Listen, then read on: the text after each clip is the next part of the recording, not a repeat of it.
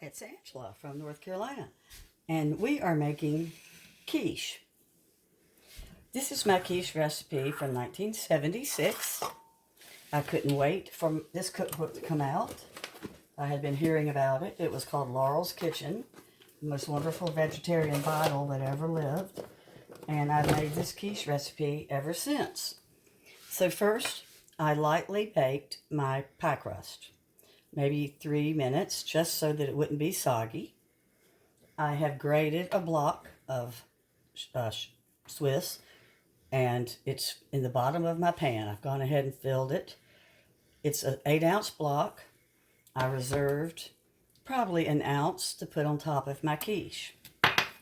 So I went ahead.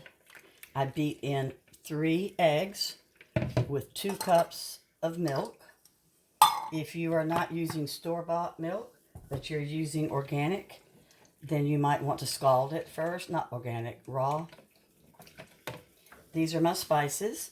I've got nutmeg, salt, and pepper.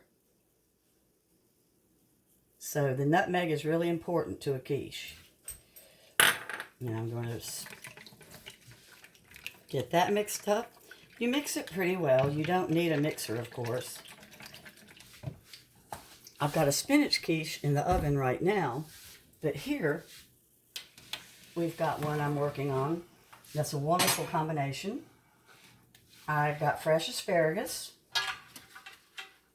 I lightly steamed it, only the tips, and then I have gotten all the moisture off. If you don't get your moisture off, your quiche won't rise.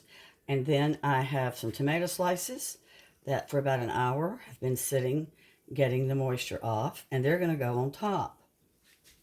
So I'm going to go ahead, I'm going to mix in my asparagus into my egg and milk mixture. The name cheese pie doesn't really do quiche justice. It's really a meal in itself. And I was thinking about breakfast and how I'm so tired of fixing the same old thing. And you can't get much better than this. You make a couple of them. You can cut some wedges and put them in Ziploc baggies. And throughout the next week or two, you can have a quick quiche before you go to work. Back in the 70s, there was an old saying, real men don't eat quiche. And then my husband met me, and he changed his mind because he liked my quiche. So now I have got my asparagus, and it's mixed in with my beaten egg, with my spices and my milk. And I'm just going to pour it in. It's that simple. And it goes in perfectly every time. This is a deep dish pie crust.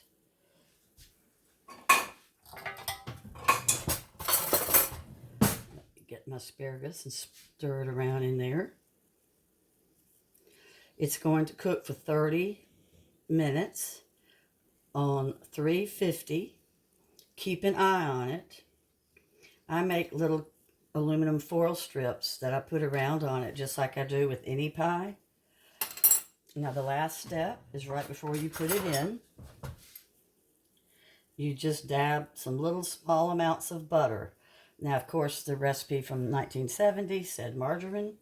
That was before everybody realized that margarine clogs the arteries and that butter is really better for you. I never was a margarine person. So as you can see, I've dotted my butter. And now we are ready to go. Put it on a pie crust, on a cookie sheet with foil, and drop it in. And the one that's in here now is almost ready, but not quite. I had really hoped I could show it to you, but it's not looking good. And I don't want to turn the oven up.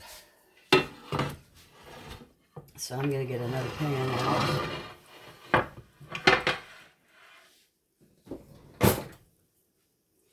If you've never had quiche before, I think it'll be your new favorite thing. You know how now every time you go to the frozen food section, there are all these real expensive items for like $6.99 that are little 4 little teeny tiny things for breakfast that are like that big, and all they are is egg, sausage, and maybe some other little something. Well, I don't have that much invested in these two. They're homemade. We know what's in them. There's no preservatives. And I'm getting healthier food. So now I've got that, and I'm going to lay my tomato right on top. Of course, you can leave off the tomato. I really love tomato and asparagus together.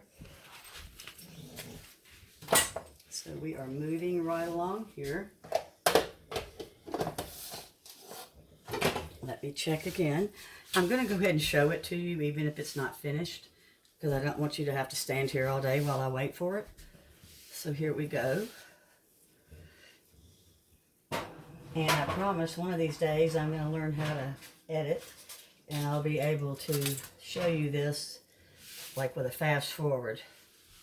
But as you can tell, it's not cooked. Some of my milk is oozing out, but it's probably just about 6 minutes away, and I am putting it back in.